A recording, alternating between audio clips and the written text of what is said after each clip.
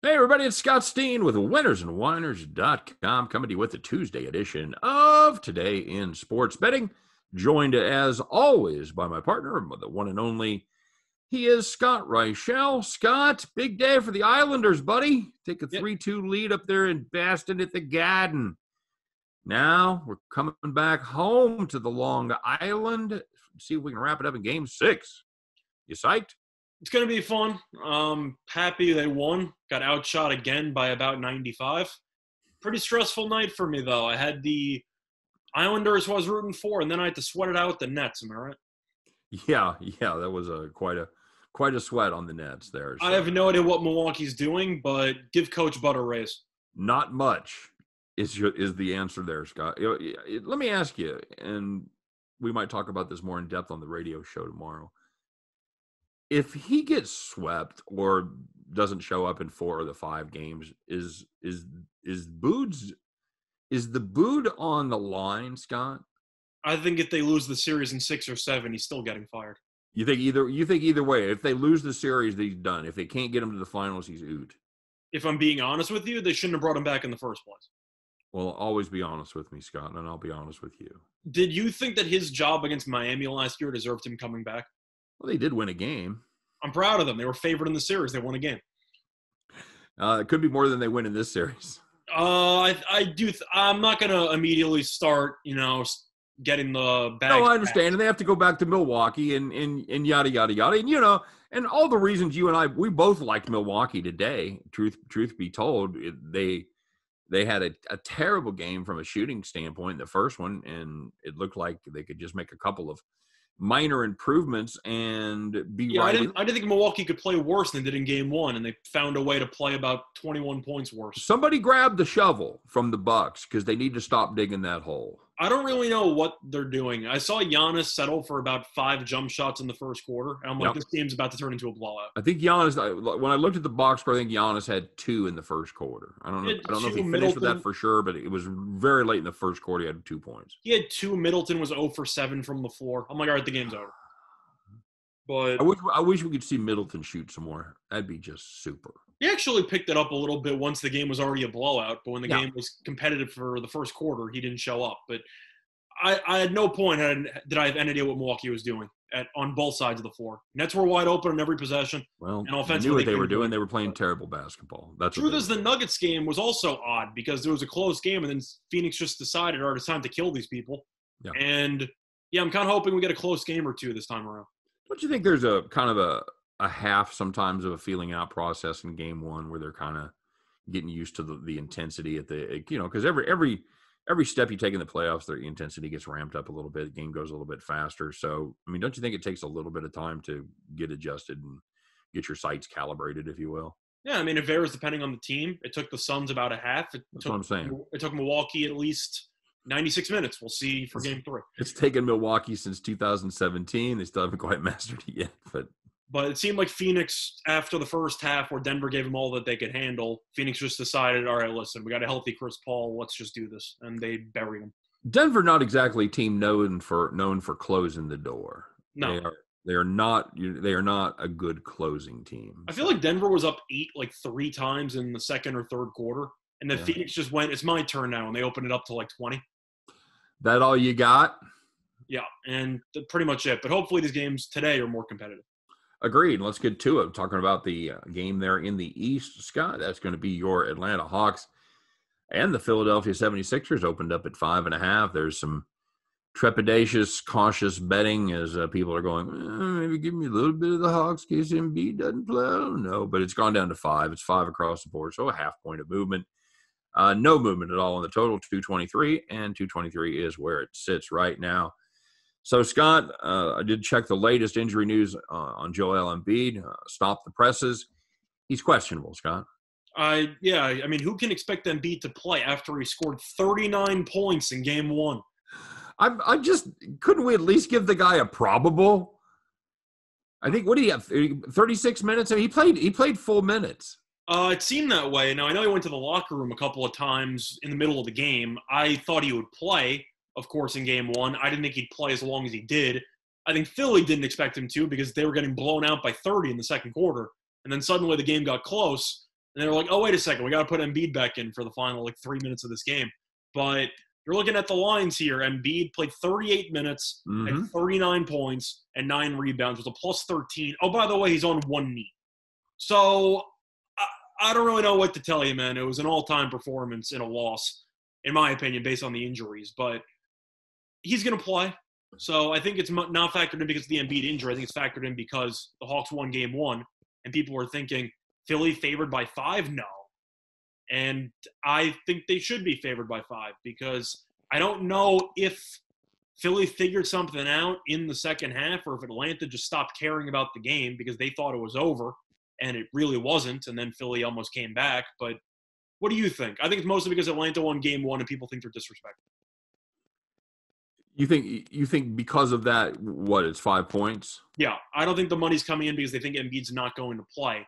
I think money's coming in because they won game 1 and people think Atlanta's still being disrespected. Yeah, I think that's probably true. I think there is some questions about the Embiid injury.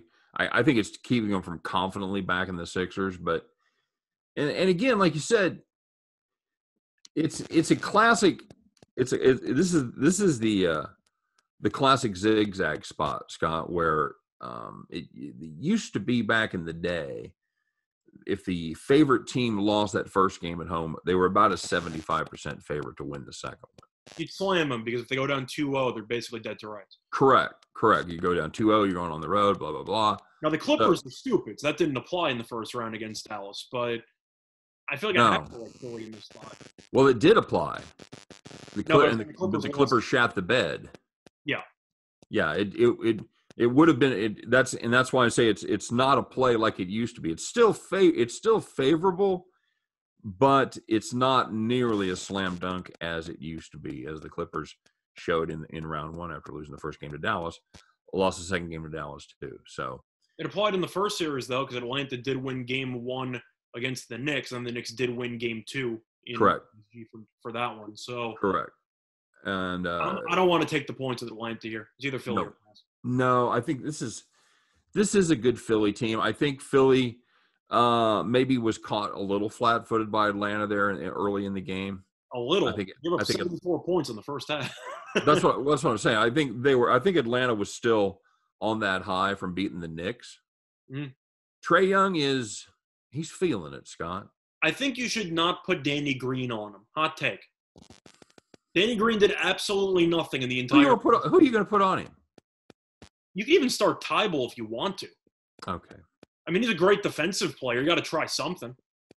Put Simmons on him. Get some size. Danny Green looked lost the entire game. Try something. Even if you don't like Tybal on offense, which makes sense because he can't play offense, he's still a phenomenal defender.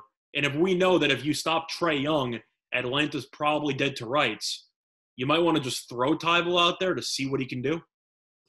Yeah, I mean they're going to have to try something because they were not able to stop him at all. He didn't drive to the hole, obviously. They pretty much conceded the middle. Yeah. To Embiid, and they were happy that over half their shots were threes, and they were happy to shoot the three. They didn't go nuts, but they were good. And Trae Young has 10 assists, whatever, ho hum. Mm. So, yeah, having said that, though, this is the Philadelphia 76ers. They are the better team.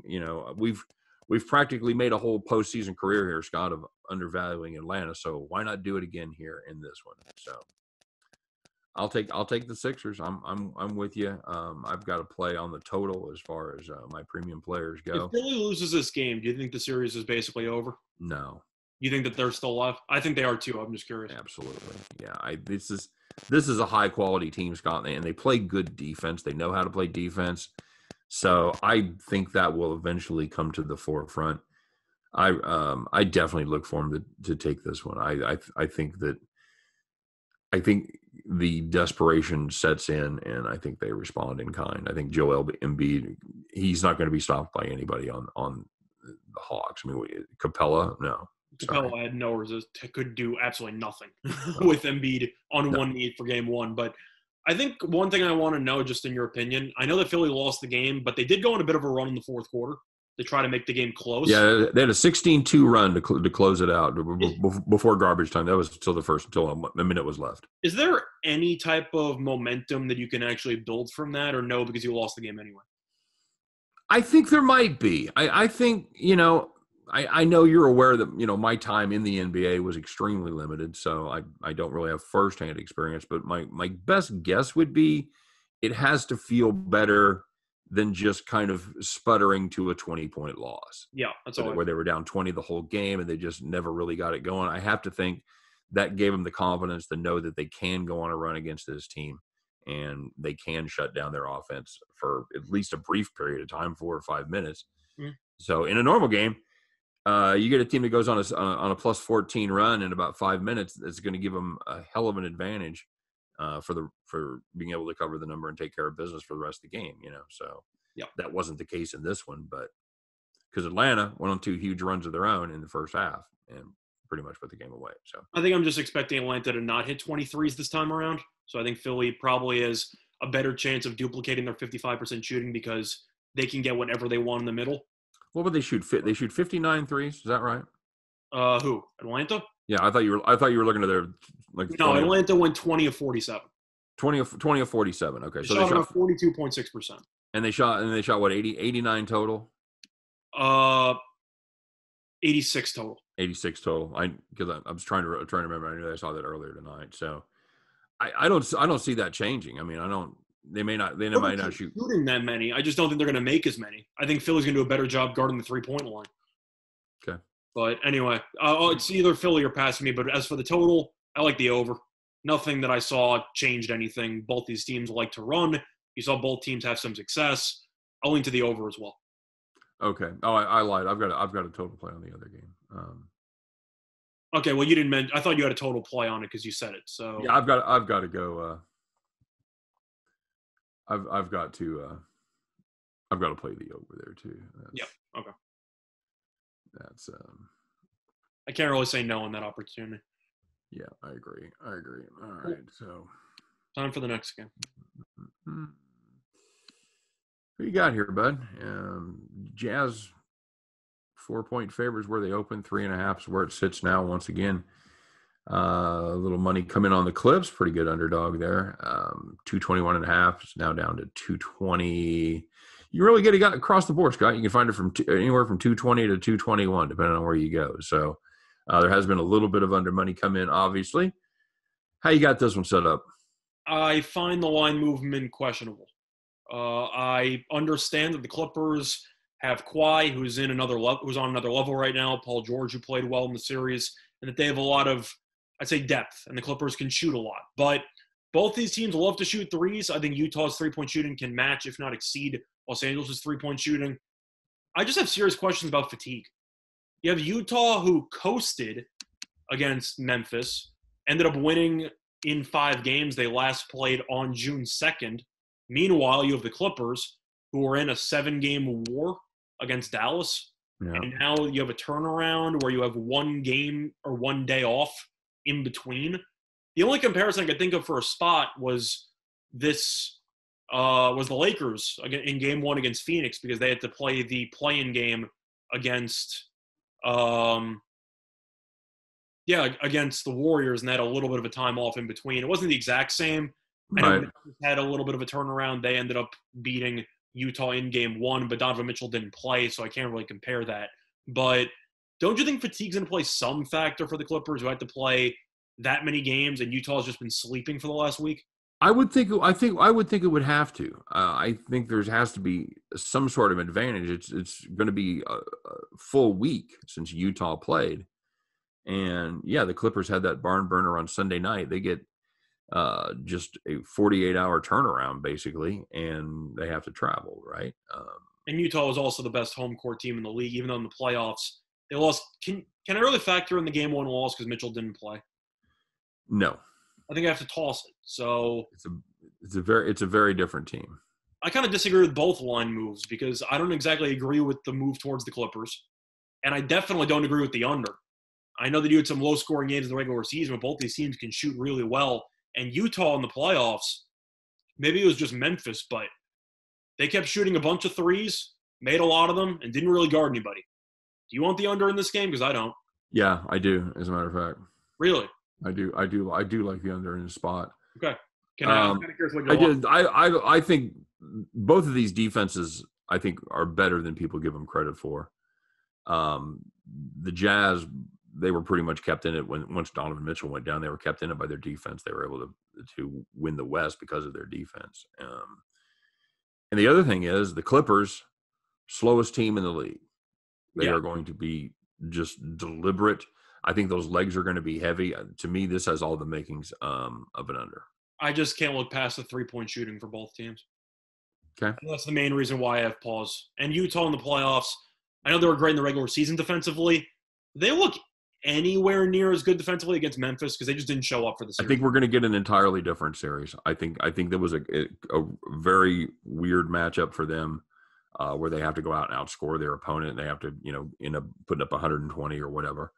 I don't think this is going to be that kind of series. I think it's going to be a knife fight, Scott. I know there's going to be more 3-pointers than say in a Knicks Lakers game or whatever. But I think there's enough meat on that bone there at 220 that I'll still take it. I'm also curious what Mike Conley's status is going to be for Game 1. I got to assume with the 6 days off, he's going to play, but he's still uncertain.